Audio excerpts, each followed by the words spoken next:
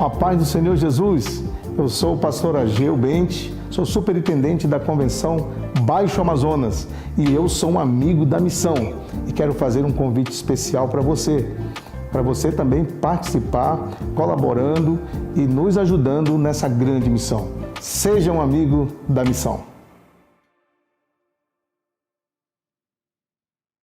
Boa noite, como é que vocês estão? Graça e paz, prazer enorme receber cada um de vocês aqui no Promessas de Esperança, na TV Viva Promessa. Muito bom ter a sua companhia.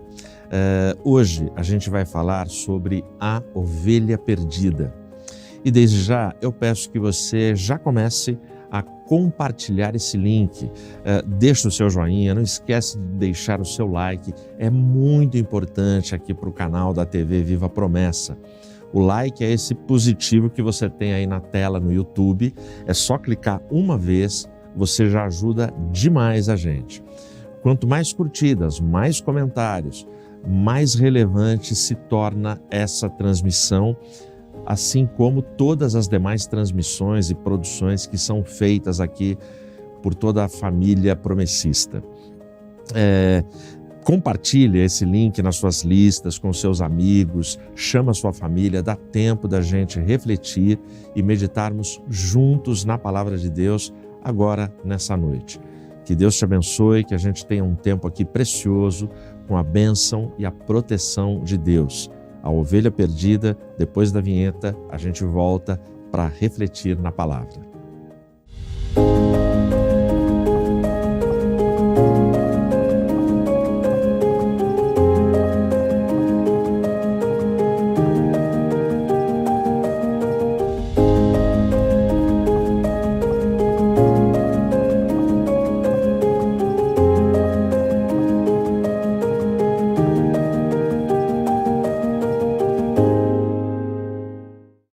Abra sua Bíblia no Salmo de número 119. Eu vou ler em nome de Jesus o último versículo, que é o versículo 176. Ele diz assim: Desgarrei-me como uma ovelha perdida. Busca o teu servo, pois não me esqueço dos teus mandamentos. Feche seus olhos e ora comigo. Santo Deus, Pai eterno, Pai bendito que estás nos céus, a Ti a honra, a Ti a glória, a Ti o louvor. Obrigado por esta leitura, obrigado por esta palavra. Eu te peço, Senhor, humildemente, vem com o Teu poder e fala no coração, no intelecto de cada um de nós. Em Teu nome, para a Tua glória e louvor eu oro. Amém. Em 1966, existia um periódico, era a revista Christus, uma revista católica. E nesta revista, naquele ano, saiu uma matéria com o título O Terceiro Homem. Qual era a tese da matéria? A matéria identificava que, até aquele momento, a sociedade era dividida e existia na sociedade, na visão das igrejas, dois tipos de homem. O primeiro era o homem que tinha fé, ou seja, este era o homem crente. Como ele tinha fé, esse homem só era encontrado dentro das igrejas. O segundo tipo de homem era o homem descrente, o homem que não tinha fé. Esse segundo tipo de homem, ele só era encontrado fora das igrejas.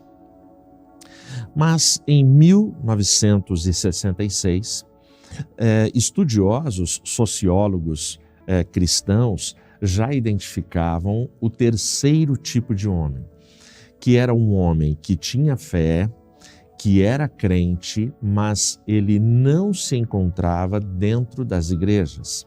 Este homem tinha fé, este homem se declarava um crente em Jesus, mas ele se negava a frequentar igrejas porque ele não concordava com determinadas ações e práticas das igrejas. Portanto, ele atribuía à igreja a culpa dele estar fora da igreja. Esse era o terceiro homem em 1966. Hoje, eles continuam entre nós, se nós pegarmos simplesmente a tese daquela matéria. Hoje eles são chamados de sem igreja ou desigrejados. E é muito comum nos nossos dias, e parece-me por esta matéria lá de 1966, que até hoje a grande maioria das pessoas que decidem por uma saída da comunidade, elas sempre colocam a culpa no outro.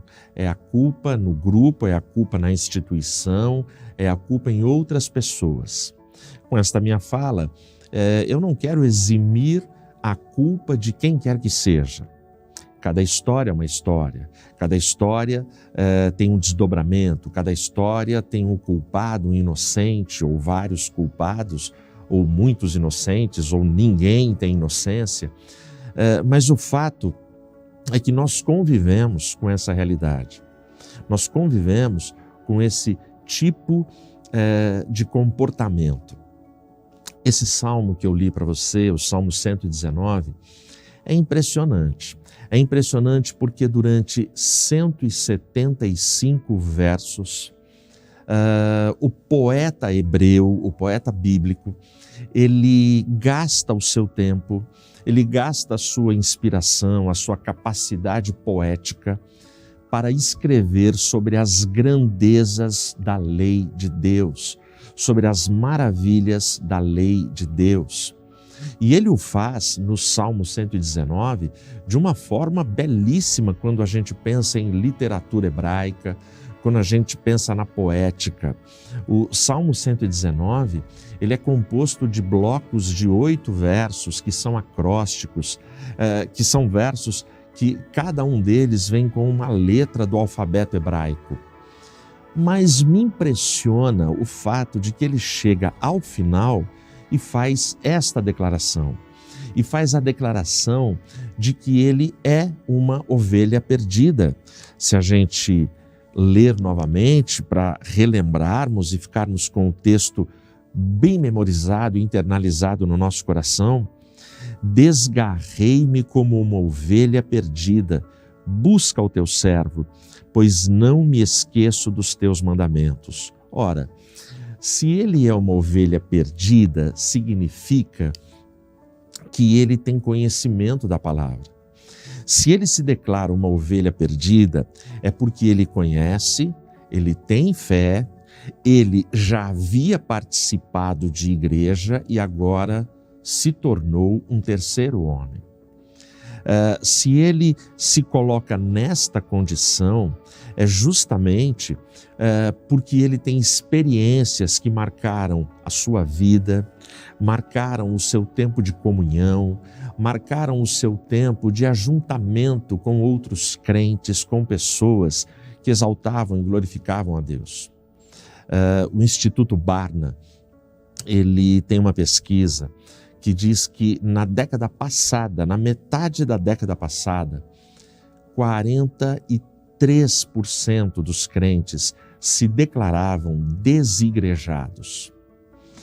E desigrejados nós contamos em todas as comunidades locais praticamente, assim como todas as famílias têm histórias de parentes, de gente amada que por algum motivo se afastaram. Não é incomum ouvirmos dizer que nós temos uma outra igreja com a mesma quantidade de pessoas fora da igreja. Precisamos buscar essas pessoas, porque existem promessas de esperanças para todas elas, para cada um de nós, para a minha casa, para a sua casa. Bom, mas aqui, além de ovelha perdida, existe um clamor do salmista. E o clamor do salmista é: busca o teu servo. Este pedido que faz o salmista revela uma necessidade intrínseca, uma necessidade que eu e você carregamos no nosso interior, carregamos no nosso coração, carregamos na nossa psique. Para você entender, Eu vou te contar como é que é o comportamento das crianças lá em casa. Eu tenho 2 filhos que já estão grandes e casados, mas tenho 3 netos. E quando eu comparo os 3 netos, um com 4, o outro com quase 2, e a garotinha que nasceu agora com 2 meses, quando eu comparo esses 3 netos com os meus filhos, o padrão é o mesmo, o padrão se repete. A criança, quando ela está no quarto, ela ainda não sabe falar, ela ainda não está andando, mas ela está no quarto dormindo tranquila. A reação de 999 crianças em cada 1000 é a mesma. A criança está lá no quarto, mamãe fez a criança dormir, papai ajudou, e quando um bebê dorme, todo mundo pede e implora por silêncio na casa, para que o bebê não acorde. Afinal, é o tempo que os pais, os irmãos mais velhos e o povo da casa têm para poder respirar, relaxar e dar aquela descansada. Ou, de repente, fazer atendimentos, desenvolver outras atividades que, quando a criança está acordada, não tem jeito. Bom, mas a criança está lá dormindo. Quando ela acorda, a criança chora. Ela está sozinha no quarto e ela chora. E não adianta você colocar muitos brinquedos no berço, achando que aqueles brinquedos poderão distraí-la e fazer com que ela brinque, com que ela sorria. Nada disso. Ela acordou, ela chora. Não adianta também ter no berço uma outra criança da mesma faixa etária, ou seja, tem 10 meses. Aí tem lá outra criança com 10 meses. Ela chora, não tem conversa, ela chora. O que ela quer naquele momento? Ela quer que chegue um adulto, alguém bem maior do que ela. Ela quer que chegue alguém que ela vê, ela não sabe explicar, mas ela vê como alguém superior a ela. Não serve qualquer adulto, incrível isso. Se chegar um adulto estranho, a probabilidade dessa criança continuar chorando e assustada é grande. Ela quer um adulto, mas ela quer alguém que é íntimo. O que é isso? O ser humano não sabe explicar, mas o ser humano já nasce com essa demanda e essa necessidade. Quando a criança que nem fala e ela não sabe definir por que ela quer dessa forma, essa criança ela quer esse adulto que é poderoso, que é superior, que é grandão, que pega ela nos braços, que lhe dá segurança. Ela tem a necessidade de transcendência. Ela quer alguém que ela não explica, alguém que ela não entende, mas é alguém que lhe comunica amor, segurança, proteção, paz. Mas quando não serve qualquer adulto e ela quer um adulto que é íntimo dela, que ela conhece o cheiro, o tom de voz, que ela ouve desde de quando ela estava ainda na barriga da mãe. Quando ela quer essa intimidade, é porque ela tem esse prazer na imanência. Ou seja, eu tenho prazer nas coisas que eu explico, nas coisas que eu me relaciono, nas coisas que eu sou íntimo, mas eu preciso de transcendência para ter segurança, significado e paz na minha vida. Portanto, o salmista, quando ele busca transcendência, ele busca exatamente isso. Ele busca a confiança, a proteção, o relacionamento íntimo com o Senhor Jesus, com o Deus Criador. Todos nós precisamos, o ser humano precisa disso. A boa notícia é que no coração do homem existe um lugar que só é preenchido por Deus, só é preenchido por Cristo.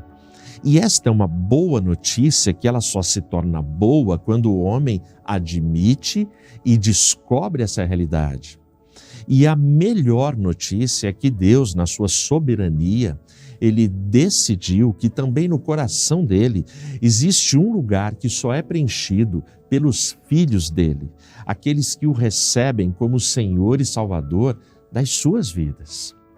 Bom, dentro desse contexto da ovelha perdida, do clamor do salmista, busca o teu servo, e quando ele fala busca o teu servo, ele termina o verso 176 do Salmo 119, dizendo: eu não me esqueci, eu não me esqueço dos teus mandamentos. Portanto, o cara está fora, mas o cara tem conteúdo, o cara tem evangelho, o cara tem Bíblia nele.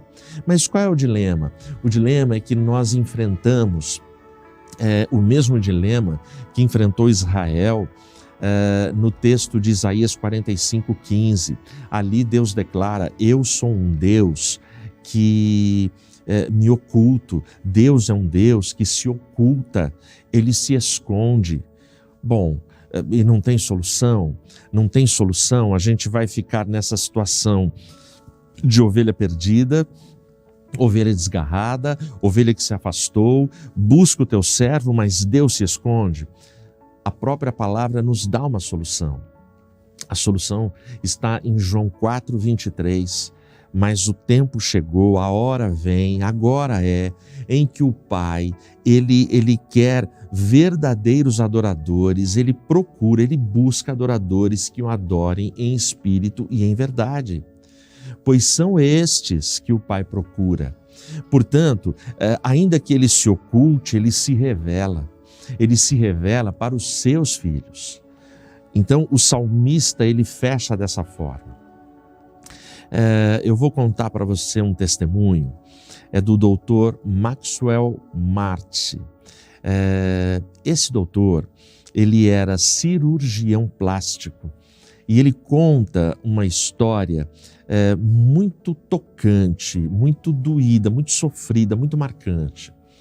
É a história de um homem que ele tentou socorrer os seus pais no incêndio. E para socorrer os pais no incêndio da casa, os bombeiros não haviam chegado ainda, ele conseguiu tirar os pais, bem velhinhos, mas não conseguiu salvar os pais. Os pais morreram. E nesse incêndio, sem nenhum tipo de proteção, esse homem ficou com o seu rosto totalmente desfigurado, mas tornou-se de fato uma monstruosidade. A reação desse homem foi a pior reação que o ser humano poderia ter. Ele se culpou pela morte dos pais e por ele não ter tido sucesso, não ter tido competência, não ter conseguido tirar os seus pais do incêndio. Ele entendeu que aquelas queimaduras e toda a deformidade que marcou o seu rosto foi um grande castigo de Deus, e aí ele passa a se achar uma pessoa indigna do convívio social. Ele passa a entender que ele não tinha condições de continuar no convívio com a sua família, que ele não merecia conviver com a família, que a sua esposa não merecia alguém como ele, que ele, a partir de então, ele seria um estorvo, ele seria alguém que só traria infelicidade para os seus. Qual foi a reação dele? Esse homem, ele simplesmente se anulou e ele eliminou toda a sua vida social, passando a viver trancado num quarto na sua casa. No começo, a família, a esposa, os filhos oravam, pediam ajuda na igreja, acreditavam que aquele processo, aquele período de luto passaria e que esse homem finalmente voltaria à sua rotina, à sua vida normal. Mas isso não aconteceu. O tempo foi passando, meses foram passando, 1 ano passou, entrou no 2º ano e o quadro caótico, o quadro triste, o quadro depressivo, o quadro de velório, de luto, de destruição na casa seguia, porque aquele homem não tinha vida. Ele não conversava, ele não se relacionava, ele não permitia que a sua esposa, os seus filhos o vissem. era passando comida pela porta do quarto, não permitia a entrada de ninguém. O quadro foi ficando extremamente desesperador e sofredor. Depois de muitas conversas com muitos profissionais, finalmente alguém indicou um cirurgião plástico para a mãe, para a esposa. E ela foi conversar com ele, contou o ocorrido, falou do que tinha acontecido. O cirurgião plástico é quem narra essa história, pois esse homem, ele veio a ser paciente dele. Aí ela conta, o cirurgião plástico diz para ela: eu posso resolver o problema do seu marido, eu posso reconstituir a sua face e ele voltar à vida normal. E essa violência psicológica que ele enxerga no espelho pode ser resolvida e estancada. Ela ficou feliz, ela ficou motivada, ela ficou empolgada, foi para casa. E aí ela fala com o marido, ele não aceita. Ela repete a proposta, ele não aceita. Ela fala uma semana, ela fala 2, ela fala 3, ela fala 4, ela fala todo dia. Ela implora para ele e ele não aceita. Não quero, não mereço, não sou digno. Isso não vai dar certo, isso nunca vai acontecer. Ela volta no médico, entra no consultório do cirurgião plástico e diz para ele qual é a atitude do marido.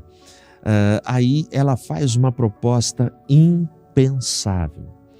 Ela vira para o cirurgião e ela diz assim: doutor, já que não tem o que fazer, já que não dá, ele não aceita, eu quero que o senhor faça uma cirurgia no meu rosto para desfigurar o meu rosto e tornar o meu rosto semelhante ao dele.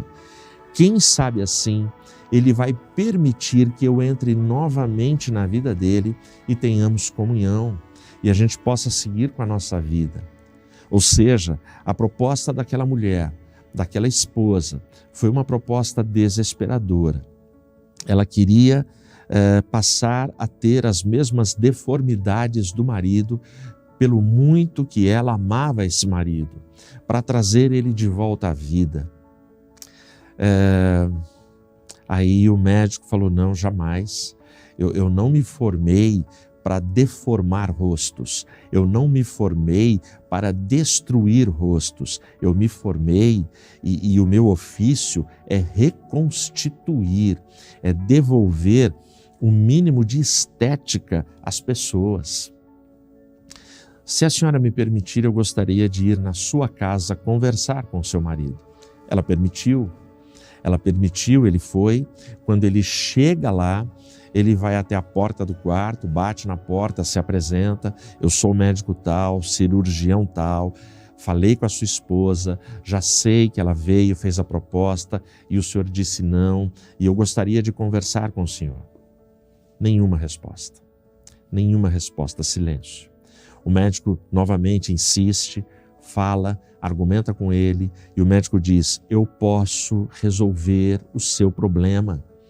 Eu tenho capacidade técnica, eu tenho experiência, eu lhe garanto que eu vou reconstituir o seu rosto.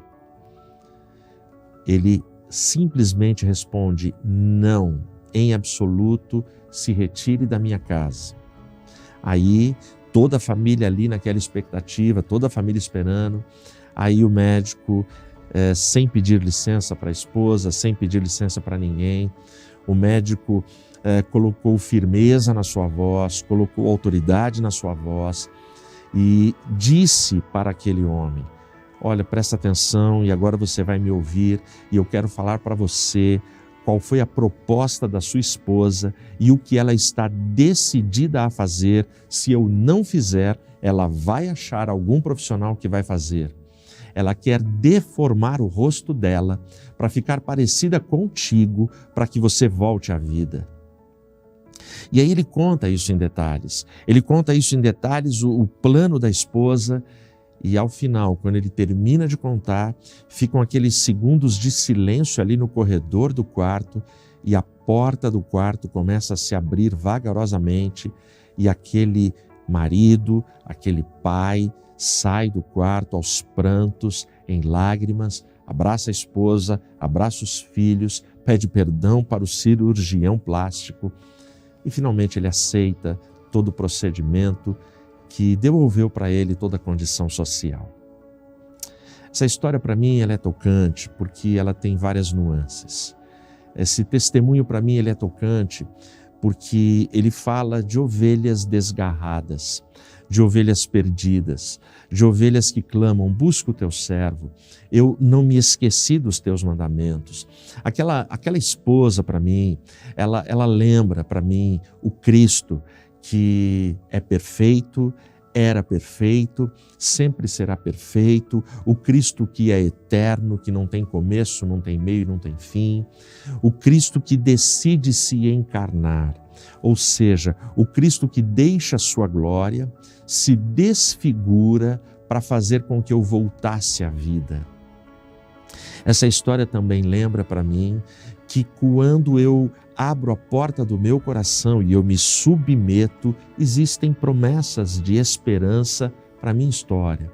Porque quando eu vou e me entrego e me rendo a Cristo, Ele tem poder e Ele pode garantir que Ele vai reconstituir a minha vida, Ele vai reconstituir o meu coração. Fora, longe, não é lugar.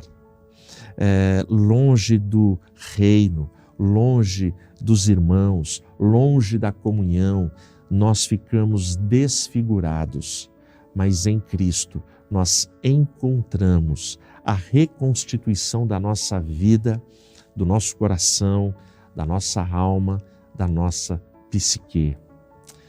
Que ao procurar adoradores que o adoram em espírito e em verdade, que Ele encontre a mim e a você, e que toda a grandeza da sua lei jamais, como na vida do salmista naquele momento, jamais saia do nosso coração. Porque nunca seremos para sempre, enquanto estivermos ligados a Ele, na transcendência com Ele. Nunca ficaremos para sempre como ovelhas perdidas, mas Ele buscará cada servo seu. Que Deus abençoe o seu lar, a sua vida e a sua casa.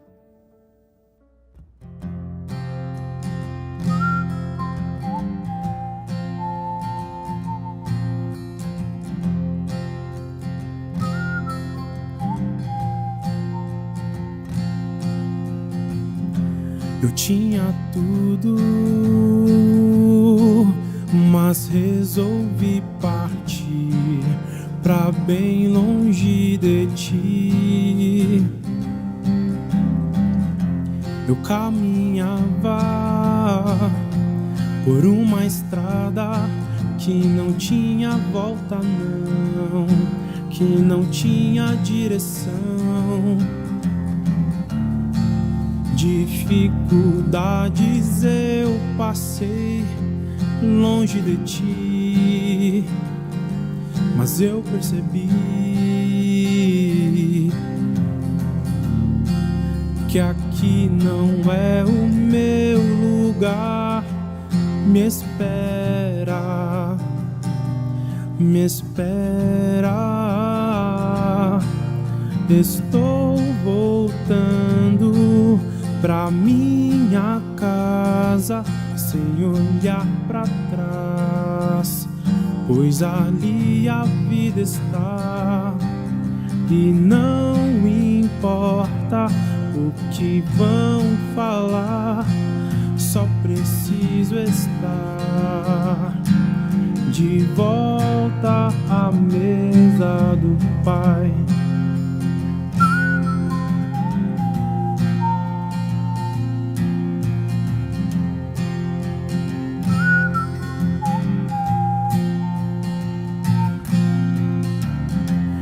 Caminhava por uma estrada que não tinha volta não, que não tinha direção. Dificuldades eu passei longe de ti, mas eu percebi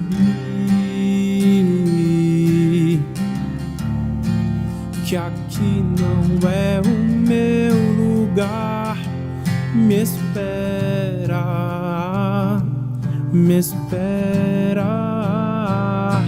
Parararirará, para, para, para, para.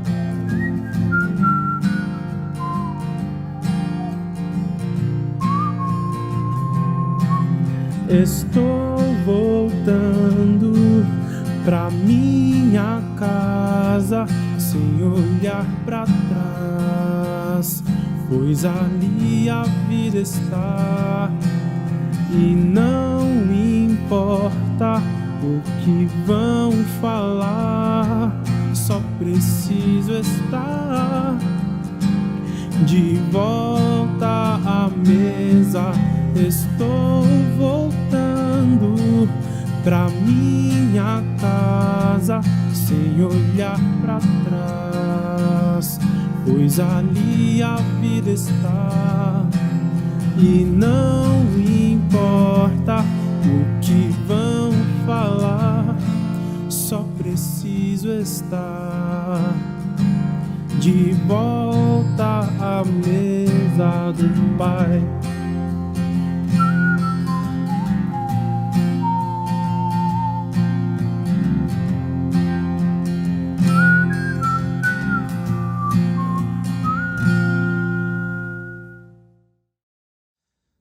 Graças a Deus por esse louvor, graças a Deus por esse tempo, por esse momento de reflexão na palavra do Senhor. Se você não fez o seu pedido de oração e quer fazer, ainda dá tempo. Digita ele aí agora rapidinho, coloca, que a gente vai orar, a gente vai falar com Deus nessa hora. Que eu e você, a gente encontre sempre nos braços do Pai o melhor socorro, que a gente não fique longe, que nós não fiquemos desgarrados nem perdidos, que o desânimo não nos afaste do reino, não nos afaste dessa família espiritual tão rica, tão cara, tão preciosa que Deus deu nas nossas vidas, mas que a gente continue firme, que a gente continue buscando na palavra, buscando em Cristo a bênção, a graça, a misericórdia e a solução para a nossa história, para os dramas e dilemas da nossa vida. Feche os seus olhos e ora comigo. Senhor Deus, muito obrigado, Pai, por essa hora. Obrigado, meu Deus, pela Tua graça, pela Tua bênção, pela Tua proteção. Senhor, nos encontra, Senhor, nos acha, Senhor, nos perdoa, nos fortalece e nos ajuda. Olha pelo pedido de oração de cada um dos Teus filhos. Abençoa, Senhor, protege, cuida de cada um com a Tua graça, com o Teu favor e o Teu amor. Soluciona dilemas e problemas conjugais, abençoe os filhos, abençoe a moçada, abençoe aqueles que estão atravessando dilemas financeiros, problemas no seu trabalho. Em nome de Jesus, abençoa e ajuda. Em nome de Jesus, orienta. Acima de tudo, Pai, que ao final desse tempo aqui, nessa programação, todos nós que lembramos de alguma ovelha perdida, que essas ovelhas perdidas possam ser alcançadas pelo Teu favor, o Teu amor, o Teu perdão e a Tua graça. Sê conosco, guarda-nos, ajuda-nos. Em nome de Jesus eu oro. Amém. Amém.